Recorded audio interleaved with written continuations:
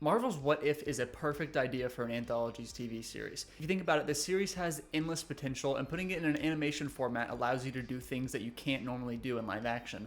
I mean, look at stuff like Invincible or Into the Spider-Verse, where the animation feats that they're able to accomplish is outstanding and is arguably, in my opinion, better than a lot of the stuff we've been getting in live action recently. So why am I bringing up What If? Because the last one came out in December of last year, and then in 2021, it's far gone. It's not trending. Why am I bringing up What If? I saw a TikTok earlier this week talking about Agatha the Harkness, or Agatha and the Agent of Chaos, or whatever the series is called.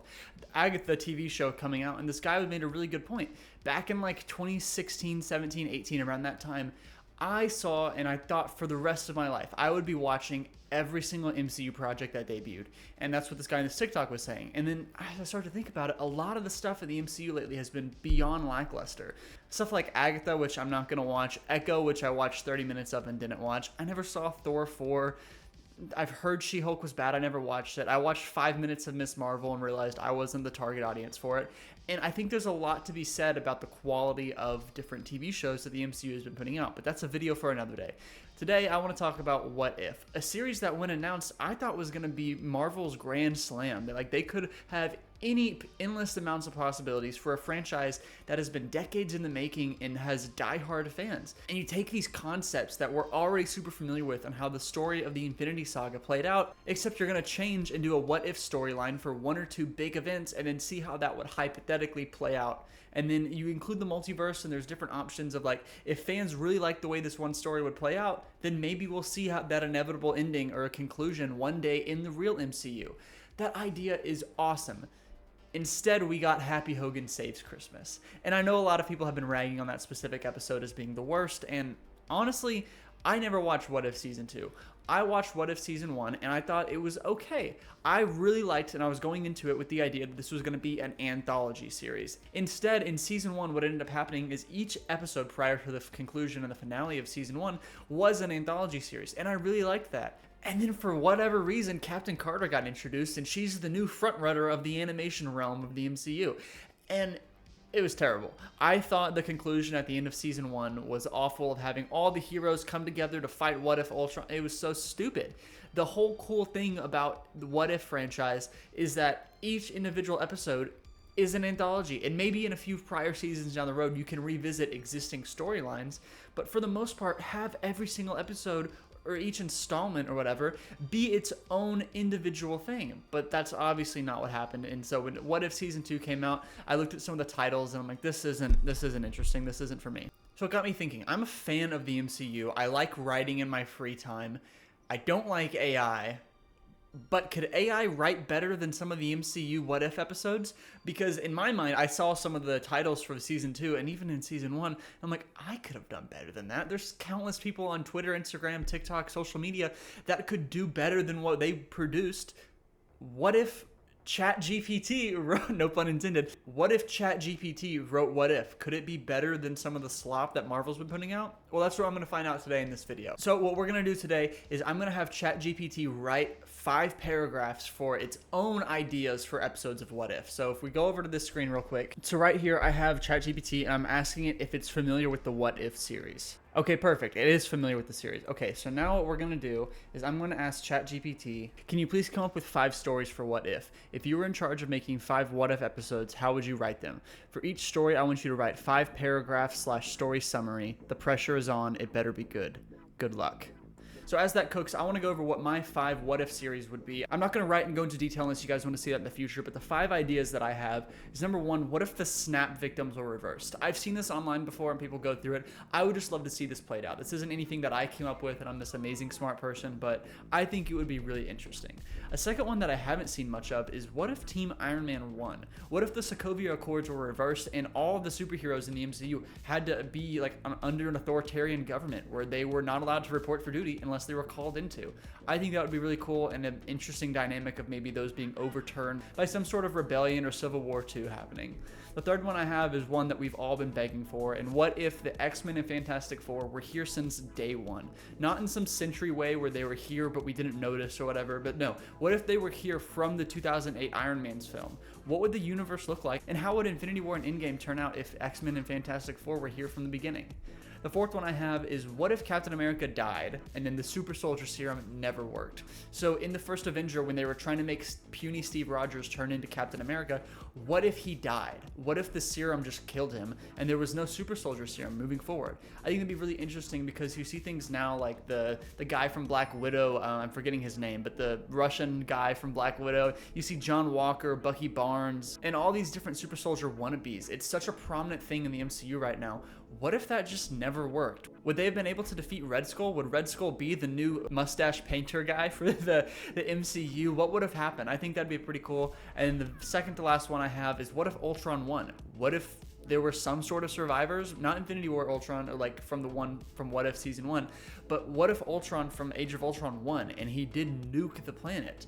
I would imagine there'd be some sort of heroes that would survive and there'd be a little rebellion or something. I don't know. I think that would be interesting to see and how the world would come back from almost an extinction level event. And then the last one I have is kind of fun.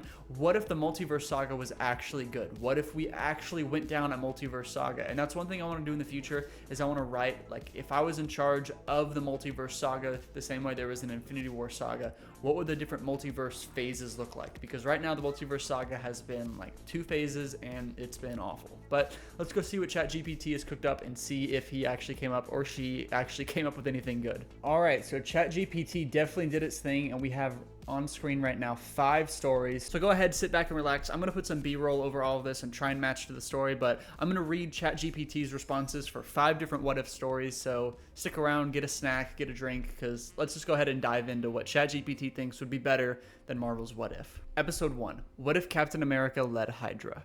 Steve Rogers, still a skinny kid from Brooklyn, volunteers for Project Rebirth, but before the experiment can begin, Hydra infiltrates the lab and captures him. Recognizing his potential, they put him through their own version of the super soldier serum. This serum makes him stronger, but the psychological conditioning warps his sense of loyalty. Now, Steve Rogers rises as Hydra's captain, their champion and their leader. His newfound strength and tactics make him an unstoppable force for the secret Nazi organization. As Hydra's symbol of terror, Steve orchestrates key victories for the Axis powers during World War II, leading to a massive shift in the global balance of power. The Red Skull, recognizing Steve's unmatched abilities, sees him as both a weapon and a rival. Tensions brew within Hydra, but Steve's loyalty to the cause remains unshaken due to the intense brainwashing. However, deep within, echoes of his old self still whisper, stirring internal conflict. With Captain Hydra dominating the battlefield, the Allies are pushed to desperation. Bucky Barnes, leading a group of underground resistance fighters, begins to piece together Hydra's secrets. He uncovers Steve's fate and becomes determined to bring back his best friend, no matter the cost. In an intense battle, Bucky confronts Steve and attempts to remind him of who he was before Hydra's corruption. Despite Bucky's efforts, Steve's loyalty to Hydra seems unbreakable.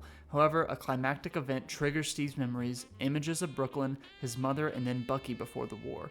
The conflict between Steve's conditioning and his true self boils over. Torn between Hydra's brainwashing and his true identity, Steve has to choose: remain loyal to Hydra and become their weapon, or reclaim his humanity.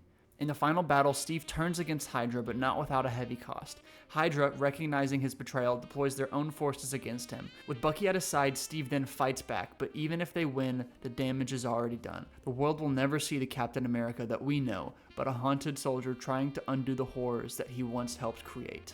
Story number 2. What if Peter Parker became the Punisher? Peter Parker's life changes forever when the same burglar he let go kills Uncle Ben.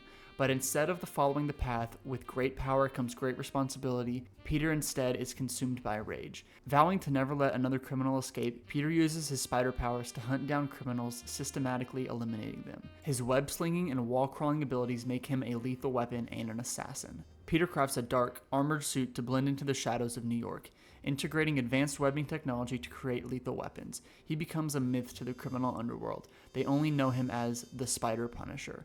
Unlike Spider-Man, this Peter does not shy away from killing. He believes it's actually the only way to stop crime and ensure no one else suffers like he did. As the body count rises, Peter draws the attention of both the police and other heroes. Daredevil confronts him, trying to show him the difference between justice and vengeance. However, Peter dismisses the notion of being a hero in the traditional sense. For him, criminals only deserve one punishment: death.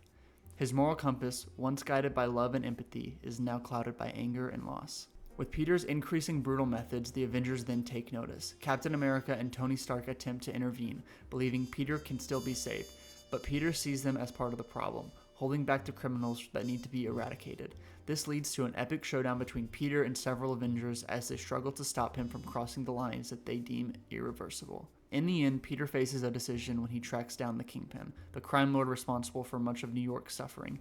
He can either finish what he started and then kill the Kingpin, cementing his place as an unstoppable form of vengeance, or find redemption. However, redemption may come too late, as Peter's soul has already been scarred beyond repair. Story number 3. What if Doctor Strange never defeated Dormammu? In this timeline, Doctor Strange's gambit with Dormammu, trapping the entity in a time loop, fails. Dormammu, enraged by Strange's trickery, shatters the time loop and invades Earth. Without the protection of the Sorcerer Supreme, the planet falls quickly under the Dark Lord's control. Dormammu transforms Earth into a hellish magical landscape where the laws of nature are now warped. The remaining heroes, shattered and desperate, attempt to fight back but are no match for Dormammu's sorcery. Iron Man's technology malfunctions in this world, Thor's powers are weakened without the Asgardian connection to Earth, and even Wanda Maximoff's chaos magic is overwhelmed by the Dark Dimension's influence. Strange, stripped of his powers and with his spirit broken, goes into hiding. Years then pass, and Earth is now a broken, haunted place. Strange, a shell of his former self, wanders the shadows, avoiding confrontation with Dormammu and his minions. However, the Resistance, led by an old, weary Scarlet Witch and a grim Spider-Man, seek out Doctor Strange. They believe there's still a way to defeat Dormammu, but it will require Strange to make an unimaginable sacrifice. Strange eventually agrees to the plan. He must tap into the very source of the dark magic he once swore to destroy. By becoming a vessel for the powers of Dormammu's rivals in the Dark Dimension, Strange could then gain the strength needed to challenge Dormammu. However, the price is his humanity. If he goes through with this plan, there will be no going back. In a climactic battle, Doctor Strange faces Dormammu once more, now wielding the dark magic. The fight tears through different dimensions, with reality itself hanging in the balance. Strange ultimately sacrifices his soul, banishing Dormammu from Earth, but the victory is hollow. He becomes the new ruler of the Dark Dimension, forever lost to the powers he once sought to control. Story 4. What if the Hulk kept Bruce Banner's mind? In this universe, when Bruce Banner is bombarded with gamma radiation, he transforms into the Hulk. He does not strip him of his intelligence or his personality. Instead, the Hulk becomes a hyper-intelligent, super-strong version of Bruce. From the start, Bruce has full control of Hulk's power, making him the most formidable being on Earth. With this newfound power, Bruce dedicates himself to solving global crises: hunger, disease, war, but does so with the blunt force of the Hulk's strength. He crushes resistance and opposition, believing that with his intellect and combined strength, he can guide humanity into a golden age.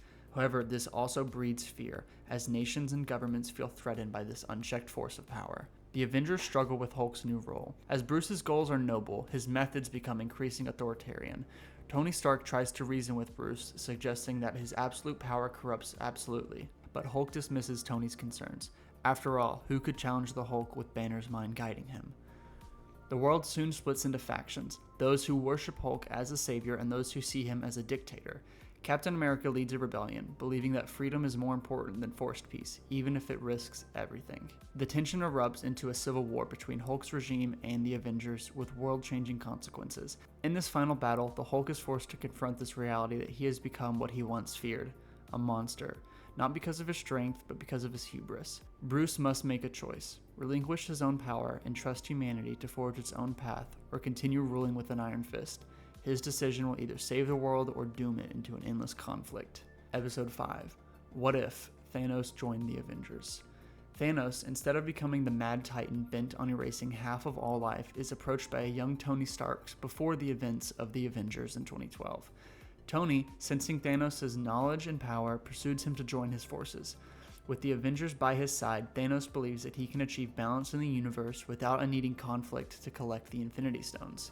As an Avenger, Thanos' leadership and strategic mind propels the team to new heights. With this cosmic knowledge, they are able to thwart threats like Loki, Ultron, and Hydra with ease. However, Thanos subtly manipulates the team, pushing them towards his philosophy of sacrifice for the greater good. He convinces Tony that Earth must be optimized for survival by imposing strict control over the population and its resources. Over time, the Avengers slowly grow uneasy with Thanos' increasing influence, particularly Captain America, who sees echoes of Hydra's authoritarianism in Thanos' beliefs. Conflicts arise within the team as Thanos' ruthless solution to problems increase, such as allowing certain cities to fall to the enemy attacks to strengthen the global military. begin to cause collateral damage. When Thanos suggests using the Avengers' resources to systematically soul planets and to the verge of collapse, the team fractures. A massive split forms between those who are willing to accept the necessary evil, Tony and Thor, and those who resist, Captain America and Black Widow. The Avengers are divided, and Thanos, sensing the team's weakness, proposes one final solution. Earth must now be ruled, not saved. In a cinematic battle, Thanos faces off against the Avengers who oppose him, declaring that only he can bring balance to the universe. With the helps of Tony and Thor, he then enforces his vision, but Captain America and the others rally the resistance. The fate of the Earth hangs off in the balance, with Thanos' twisted version of his heroism threatening to eclipse everything the Avengers stand for. Now, me personally, I don't think AI will ever replace the human spirit and the human soul. There's something about us humans when we get behind a project, whether it be making a YouTube video or writing it for a series or a movie or writing a book, there's something about the indomitable human spirit, if you will never be replaced by AI. I mean, we see this every day when you see great projects like The Batman, Into the Spider-Verse, or any other sort of media where the quality is there. The people in the boardrooms, the people, the writers, the directors, we see that not every day, but we see that every now and then, and it gives me and it gives other people hope for the future to come, that there's still going to be good quality projects about existing IPs that people care about. But when you have stuff like the experiment I just did today, where in my opinion ChatGPT is so easily able to take these pre-existing comic book characters and put them into a format in a what if storyline that is 10 times better than what Disney and Marvel has put out, I don't think that's saying that ChatGPT is going to become the better storyteller and the better writers in the future. I think what it points out is that it's blatantly obvious that the people behind these projects that us fans care about so much, the people behind those projects do not. They do not care about what they're putting out. They know that if they put the Marvel logo or they include their existing IP characters, there's going to be butts and seats. People are going to watch this. And in my opinion, this video for me is a call to action. Not that anyone's going to listen to me and my YouTube channel, but it's just, I want to put it out here saying that it's blatantly obvious that people that are making these films and movies and stuff do not care about what they're putting out. They're just doing it for the money. And when I see the experiment that I did today, where ChatGPT is so easily able to make better stories than what the boardroom suits are putting out, I think that's where we have an issue. And if, you know what, we're not going to make any more what if storylines because we don't have any creative directors currently at Marvel behind these projects, that's totally fine. I think it'd be super easy to take people like me or other fans or writers out there and make better stories. Do not include AI just because you can't come up with anything better than Happy Hogan Saves Christmas. But we should be asking and demanding for better quality. When I can type a prompt and hit enter and have AI make better stories than when people are having to animate or spend painstaking hours of their own time away from their families writing just for this slop to be put out, that's where we have a problem. Listen, I had so much fun making this video. I love these hypothetical what-if scenarios with these pre-existing characters that we all love, but I don't want this to be a video where people think that AI is coming for their jobs or AI is taking over the industry by any means like that. Like I said earlier, the human spirit, the human will, the human creativity is something that can never be replicated by a push of a button into a computer. But I want to know what you guys thought. I thought these 5 stories, I mean, they weren't fleshed out. They were only a few paragraphs each. I thought they were pretty good. I enjoyed reading them. I enjoyed theorizing about where the rest of the story and these what-if universes created by ChatGPT would take us and what it would lead to. But what do you guys think? Was this any good? Am I just blatantly stupid and I'm a fan of what AI wrote instead of Happy Hogan Saves Christmas? Let me know your guys' thoughts below. I really enjoyed this, and this is probably something if this video does well, I'll come back to in the future of a series of AI writes where we can critique what AI writes and compare it to the actual slop that Disney, Marvel, DC, all these Star Wars, all these other IPs are pushing out. But again, let me know your guys' thoughts on this. Thank you guys so much for watching the video. I love making these videos, and I'm glad there's people out there that watch and enjoy what I have to put out and say. So if you like the video, please like the video. If not, let me know why you didn't like the video. And if you want to, please consider subscribing. It just helps me know there's other people out there that like what I'm putting out, and I'll keep making videos because of it. But as always, thank you guys so much for watching. Take care. Bye.